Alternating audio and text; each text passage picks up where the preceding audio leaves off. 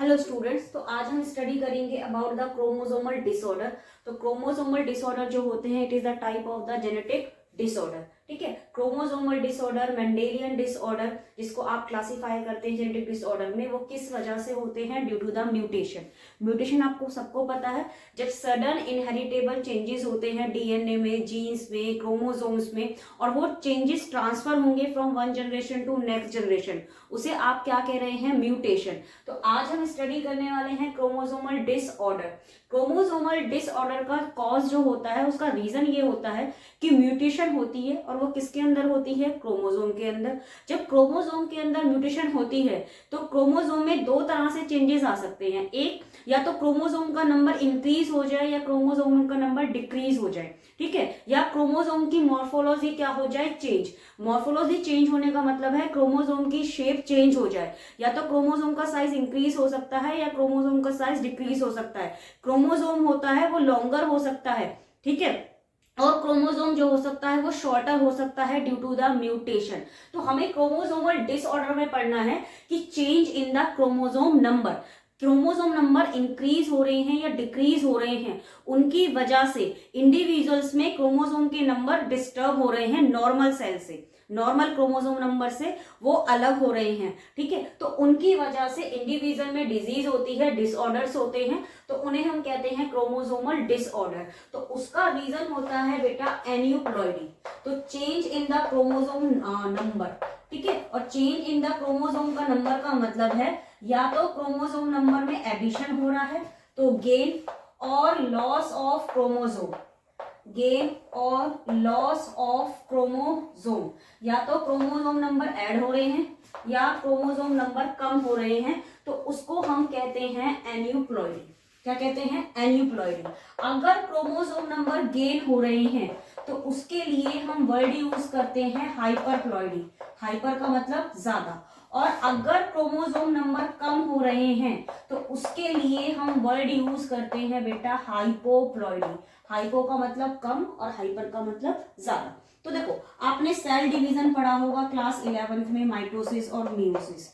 तो cell division में आपने पढ़ा है कि जो क्रोमैटिड्स होते हैं, क्रोमोसोम्स जो होते हैं, वो क्या होते हैं बेटा? सेग्रीगेट। और कौन से फेज पे सेग्रीगेट होते हैं? सेल डिवीजन के एनाफेज पे।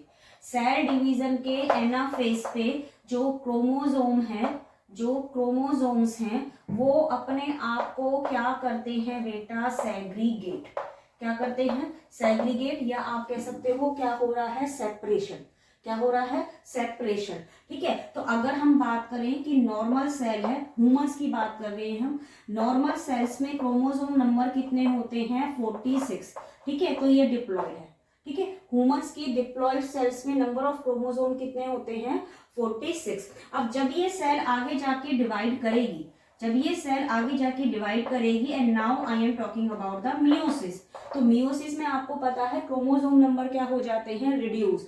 तो एक सेल में क्रोमोसोम नंबर होंगे 23, एक सेल में क्रोमोसोम नंबर होंगे 23। तो daughter cell have the equal half number of the chromosome. So this is the parental cell. Parental cell undergo the meiosis and form the daughter cell. Daughter cell have the half number of the chromosome as to their parental cell. ये normal है। अब मैं कह रही हूं इस cell में क्या हो गया है? म्यूटेशन। क्या हो गया है? म्यूटेशन।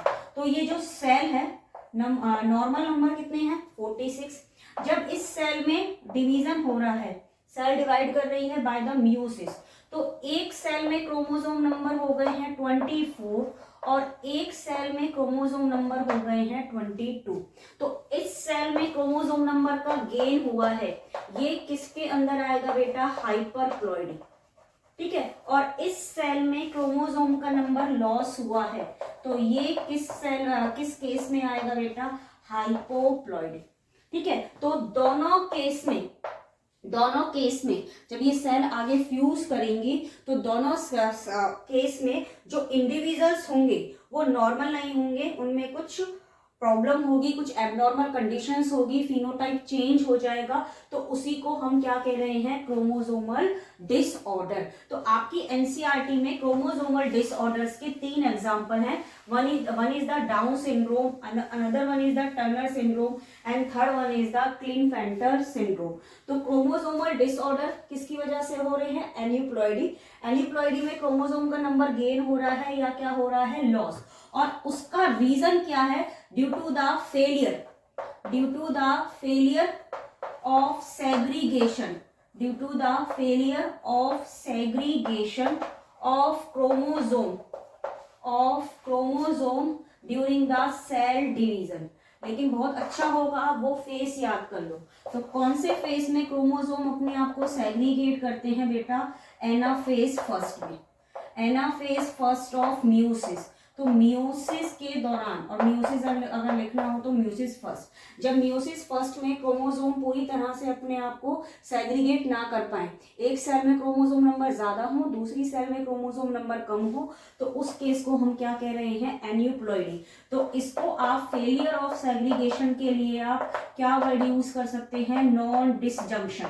जब क्रोमोसोम अपने आप को पूरी तरह से सेग्रीगेट करते हैं उन्हें हम कहते हैं डिसजंक्शन।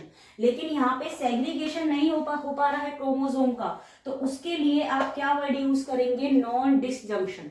क्या वर्ड यूज करने वाले हैं बेटा, नॉन डिसजंक्शन। ठीक है, अब मैं आपको पढ़ा रही हूँ 3 क्रोमोसोमल डिसऑर्डर जो आपकी एनसीईआरटी में दिए हुए हैं। One is the Down syndrome, another one is the Turner and third one is the Klinefelter. ठीक है, तो अब इससे पहले डाउन सिंड्रोम, टर्नर और क्लिनफेल्टर को पढ़ने से पहले एक चीज समझ लीजिए। जब हम कह रहे हैं ना गेन और लॉस, तो उनके लिए कुछ टर्म यूज करते हैं, जैसे कि ट्राइसोमी। ठीक है, ट्राइसोमी का मतलब है डिप्लॉइड सेट ऑफ क्रोमोसोम। उसमें आप एक कॉपी ऑफ क्रोमोसोम ऐड कर दो। पेयर में ही कह रही हूँ, कॉपी कह रही हूँ, क्योंकि क्रोमोसोम क्या होते हैं, पेयर में एक क्रोमोसोम ऐड कर दो, एक पूरा पेयर नहीं ऐड करो। ठीक है, तो 2n मान लो हम ह्यूमन का नंबर लें क्रोमोसोम का 46 में एक एक्स्ट्रा क्रोमोसोम हो जाए, तो टोटल नंबर ऑफ क्रोमोसोम कितने हो जाएंगे बेटा, 47। कितने हो जाएंगे, 47। तो इस चीज को हम कहते हैं ट्राइसोमी। क्या कहते हैं बेटा, ट्राइसोमी। ठीक है, दूसरी कंडीशन होती है हमारी मोनोसोमी। ठीक है, मोनोसोमी में क्या होता है, डिप्लॉइड सेट से एक क्रोमोसोम क्या हो जाए, लॉस। तो डिप्लॉइड में 46 - 1 कितना हो जाएगा, 45।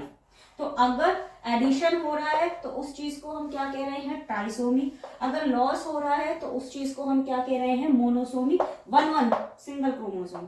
ठीक है, लेकिन मैं कहूं एक कंप्लीट पेयर क्रोमोसोम का पूरा खत्म हो जाए, पूरा डिलीट हो जाए। ठीक है, तो डिप्लॉइड सेट्स में 1 pair of the chromosome get loss. ठीक है, तो 46 - 2 कितने नंबर ऑफ क्रोमोसोम रहेंगे रिजल्टेंट सेल में, 44। तो 3 पढ़ना है आपको, ट्राइसोमी, मोनोसोमी और यूनिसोमी। ठीक है, फिर आपके एमसीक्यूज में आपको एक टर्म और मिल जाएगी, डबल ट्राइसोमी। ठीक है, डबल ट्राइसोमी और डबल मोनोसोमी, डबल ट्राइसोमी और डबल मोनोसोमी। ठीक है, तो डबल ट्राइसोमी में आपका वो डिप्लॉइड सेट है। ठीक है, डिप्लॉइड सेट में एक क्रोमोसोम नंबर ऐड कर रहे हैं, फिर दूसरा। ये 1 एक पेयर नहीं है। अगर यहाँ पे मान लो 21 क्रोमोसोम ऐड हो रहा है, तो यहाँ पे मान लो 11 क्रोमोसोम नंबर ऐड हो रहा है। ठीक है, ये डिफरेंट क्रोमोसोम नंबर है बेटा, 1 और 1 डिफरेंट क्रोमोसोम नंबर हैं। 46 + 1 + 1 टोटल नंबर ऑफ क्रोमोसोम कितने हो गए, 48।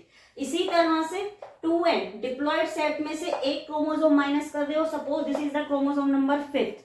ठीक है, फिर आप माइनस कर रहे हो सपोज क्रोमोसोम नंबर 11, तो कितना हो गया, 46 - 1 - 1 कितना हो जाएगा, 44। कितना हो जाएगा, 44। ये और ये देखो, न्यूलिसोमी और डबल मोनोसोमी एक दूसरे से डिफरेंट हैं।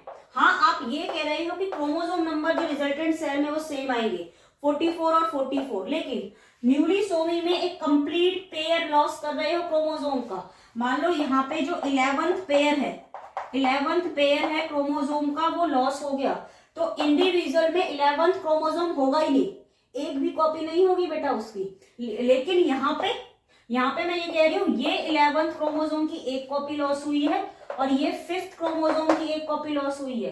तो 11th chromosome 5th chromosome present है, लेकिन सिंगल, एक पेयर में प्रेजेंट नहीं है यहाँ पे।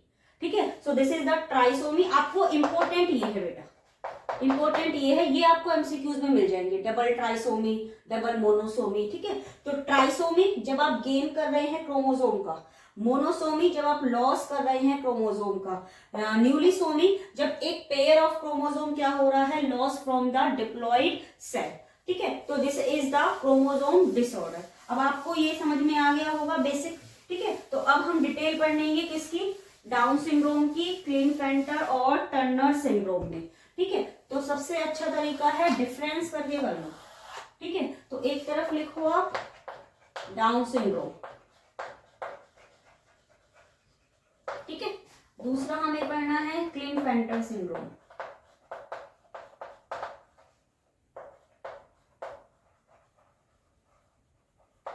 ठीक है, तीसरा है टर्नर सिंड्रोम,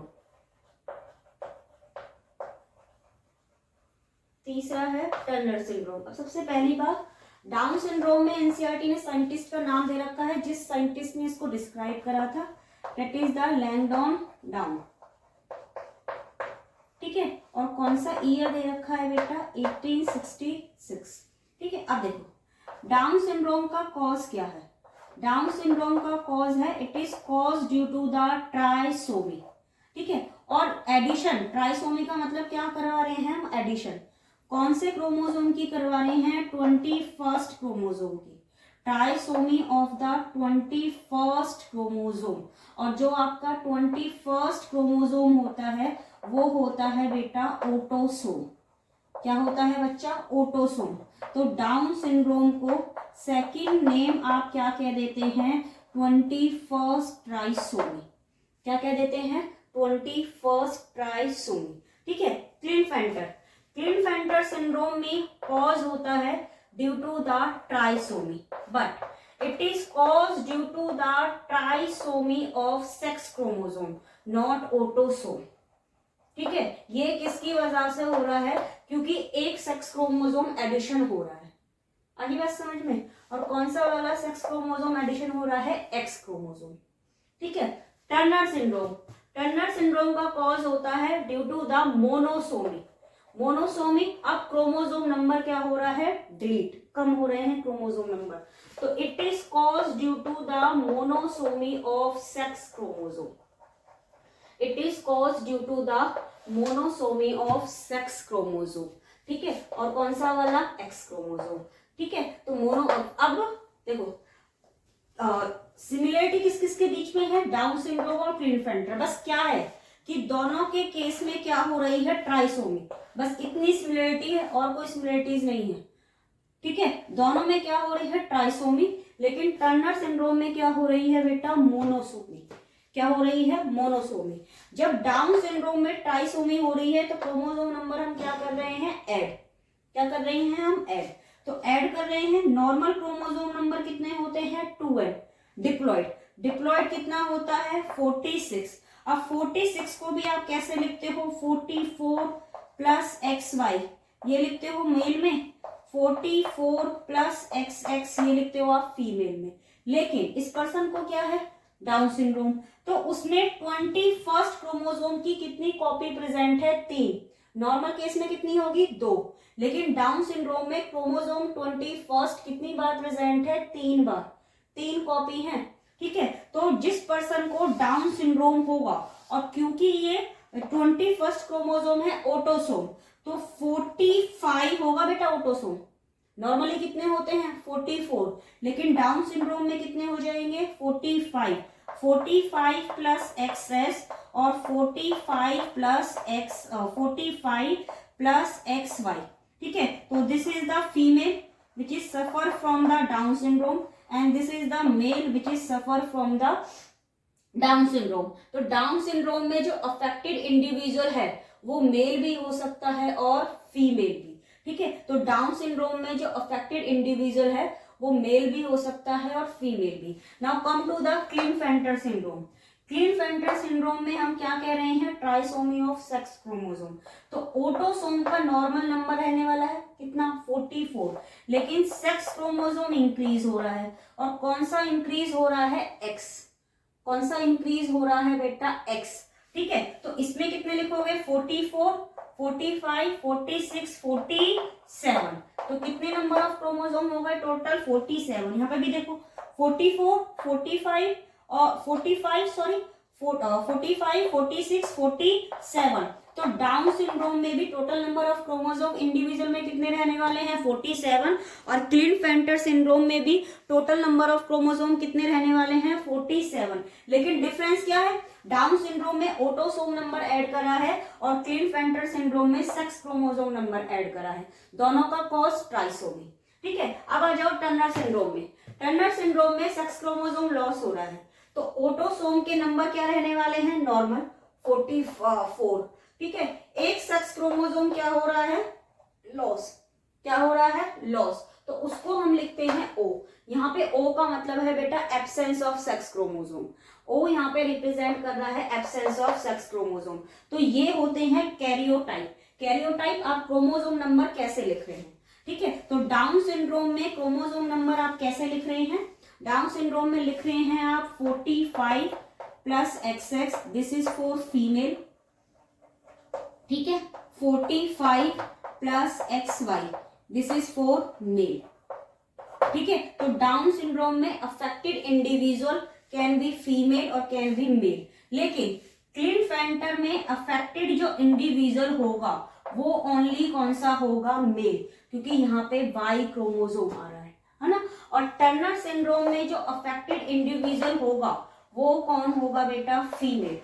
कौन होगा, फीमेल, क्योंकि उसमें क्या आ रहा है, एक्स, और एक्स किस में प्रेजेंट होता है, फीमेल में।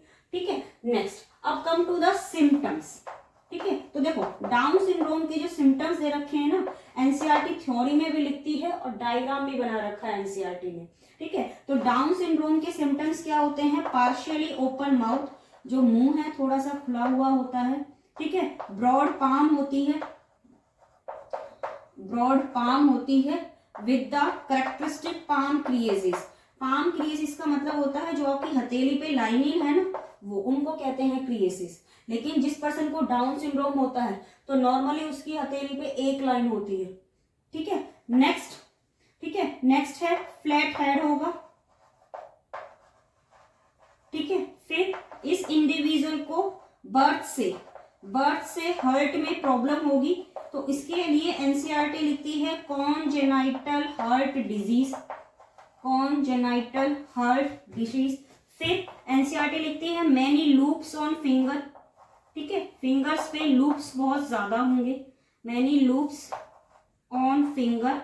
और जो पर्सन, जिस पर्सन को डाउन सिंड्रोम होगा वो बच्चा कैसा होगा, फिजिकल, वो बच्चा कैसा होगा, फिजिकल और मेंटली रिटार्डेड।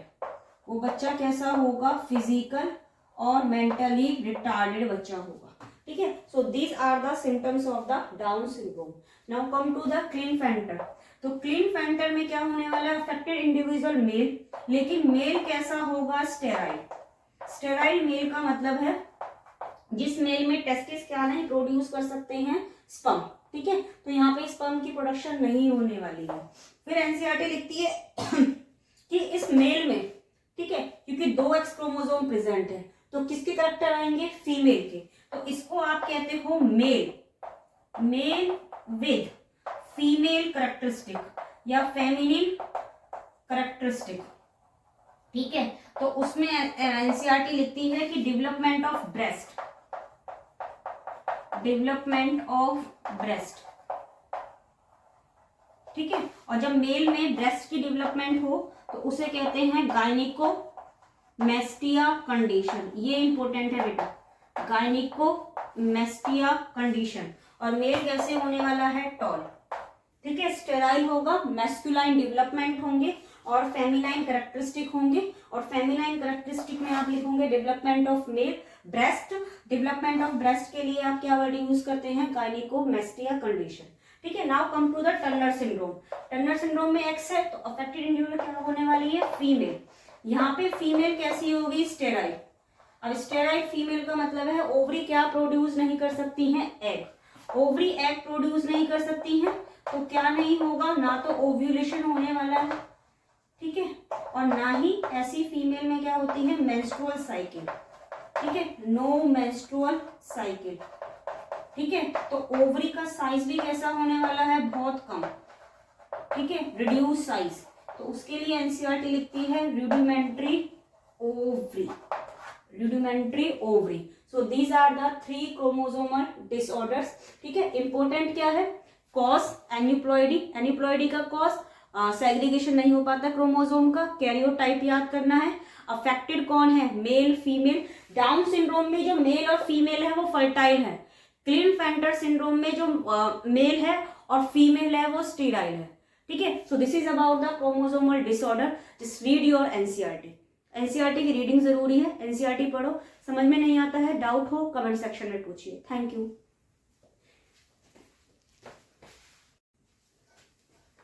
तो ये क्रोमोसोम का नंबर गेन और लॉस कैसे होता है, तो देखो समझो इस बात को, ठीक है। आपको पता है human cells having the 46 chromosome. अब इनको मैं ऐसे लिख सकती हूँ, तो ये मैंने किसमें नंबर ऑफ क्रोमोसोम लिखे हैं, मेल में। If I am talking about the female, so this is the chromosome number of female, ठीक है। तो 44 क्या है बेटा, ऑटोसोम। XY क्या है, sex chromosome. So this is the male, ठीक है, and this one is the female.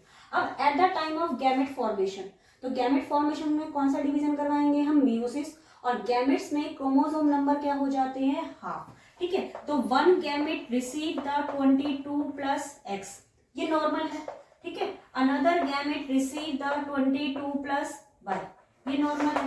22 plus x 23, 22 plus Y 23। 44 का भी हाफ करेंगे, ऑब्वियस सी बात है। ऑटोसोम को भी तो सेग्रीगेट करेंगे at the time of cell division. Same इसके साथ 22 प्लस एक्स 22 प्लस एक्स, ठीक है। तो ये नॉर्मल है, ठीक है। तो यहाँ पे क्रोमोसोम का नंबर, क्रोमोसोम का जो सेग्रीगेशन हुआ है वो कैसा हुआ है बेटा, नॉर्मल। लेकिन अब मैं ये कहूं, जब गैमेट्स बन रहे थे, during the formation of the gametes, chromosome का सेग्रीगेशन होना था eight the time of meiosis anaphase first, लेकिन जो सेग्रीगेशन है वो प्रॉपरली नहीं हुआ। एक सेल में क्रोमोसोम नंबर ज्यादा हो गए और एक सेल में क्रोमोसोम नंबर कम हो गए। कैसे, एक स्पर्म में, गैमेट्स में ये गया है 22 प्लस एक्स वाई, और जो दूसरा स्पर्म बना है वो ऐसा बना है 22 प्लस ओ। यहाँ पे देखो, अब एक गैमेट्स में क्रोमोसोम नंबर 22, 23, 24, और यहाँ पे कितने रह गए हैं, 22। ये O का मतलब है एब्सेंस ऑफ सेक्स क्रोमोसोम। इस O का मतलब है एब्सेंस ऑफ सेक्स क्रोमोसोम, ठीक है। तो ये कब हुआ है, during the spermatogenesis in the male, ठीक है। जब स्पर्म गैमेट्स बन रहे थे तो क्रोमोसोम पूरी तरह से अपने आप को सेग्रीगेट नहीं कर पाए, ठीक है। कुछ स्पर्म्स में क्रोमोसोम नंबर ज्यादा हो गए और कुछ स्पर्म्स में क्रोमोसोम नंबर कम हो गए, ठीक है। अब देखो, अब जब फीमेल में एग बने, ठीक है, तो फीमेल में egg having the normal number of chromosome, ठीक है। तो 22 प्लस एक्स 22 प्लस एक्स 23, 23। अब क्या है, जब सेक्सुअल इंटरकोर्स हुआ, मीटिंग हुई, ठीक है, तो जो एबनॉर्मल टाइप के स्पर्म थे ना वो फ्यूज कर गए एग के साथ, ठीक है। तो 22 ये वाला स्पर्म फ्यूज कर गया है बेटा इस एग के साथ, तो 22 प्लस 22 कितना हो जाएगा, 44 प्लस एक्स वाई। इसी को आप कह रहे हैं क्लीनफेल्टर सिंड्रोम, जो आपकी एनसीईआरटी देती है। इसी को आप क्या कह रहे हैं, क्लीनफेल्टर सिंड्रोम, ठीक है। 44, 45, 46, 47, तो हमने क्या करी है, ट्राइसोमी ऑफ एक्स क्रोमोसोम। ऐसे ही this type of sperm get fuse with this egg, तो कितना हो जाएगा, 44 प्लस एक्सओ, ठीक है। इसी को आप कह रहे हैं this will result into the Turner syndrome, ठीक है। तो कितने नंबर ऑफ क्रोमोसोम हो गए हैं, 45, आगे बात समझ में? सेम ये मैंने आपको सेक्स क्रोमोसोम का दिखाया है, ऐसे ही ऑटोसोम सेग्रीगेट ना हो पाए, यहाँ पे ऑटोसोम आ जाए 23, ठीक है, और सेक्स क्रोमोसोम नॉर्मल सेग्रीगेट हो, उसी को आप क्या कह देंगे? Down syndrome. क्या कह देंगे बेटा? Down syndrome. तो ये जो क्रोमोसोम का सेग्रीगेशन होता है eight the time of the gamete formation, जब मियोसिस होती है, तो उस टाइम पे क्रोमोसोम अपने आप को कंप्लीटली सेग्रीगेट नहीं कर पाए। दोनों के केस में मैंने यहाँ पे एग्जांपल दिया है मेल के साथ। सिमिलरली ऐसा हो सकता है फीमेल बॉडी में, अगर फीमेल में जब एग बन रहे हैं और एग फॉर्मेशन के दौरान क्रोमोसोम पूरी तरह से सेग्रीगेट नहीं हो पाए हैं, लेकिन स्पर्म नॉर्मली बने हैं, अब नॉर्मल स्पर्म फ्यूज कर रहा है एबनॉर्मल एग के साथ, तब भी कंडीशंस ये आएंगी। So this is the reason of the chromosomal disorder, ठीक है।